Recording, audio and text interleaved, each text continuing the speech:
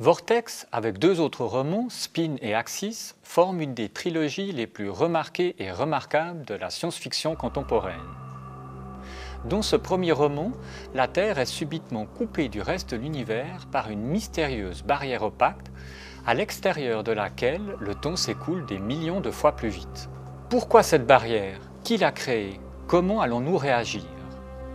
Dans ce troisième volume, l'auteur apporte des réponses surprenantes à toutes ces interrogations. L'auteur réussit le pari de nous transporter dans un futur lointain qui reste pourtant familier. 10 000 ans. Voilà à peu près combien de temps j'ai passé loin du monde.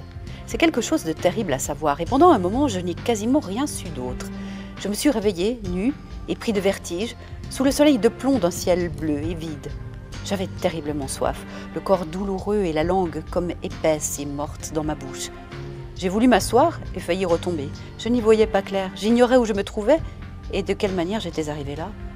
Je n'arrivais pas vraiment non plus à me souvenir d'où je venais. Je savais seulement avec une répugnante conviction qu'il s'était écoulé presque 10 000 ans. Mais qui les avait comptés? Robert Charles Wilson a dit lui-même qu'il n'aimait pas les romans qui proposent une fin définitive et bien emballée, parce que, d'après lui, ils ferment la porte à l'imagination. Et quelle imagination! L'auteur, partant d'événements plutôt incroyables, nous raconte simplement comment chacun d'entre nous et l'humanité tout entière pourrait se comporter.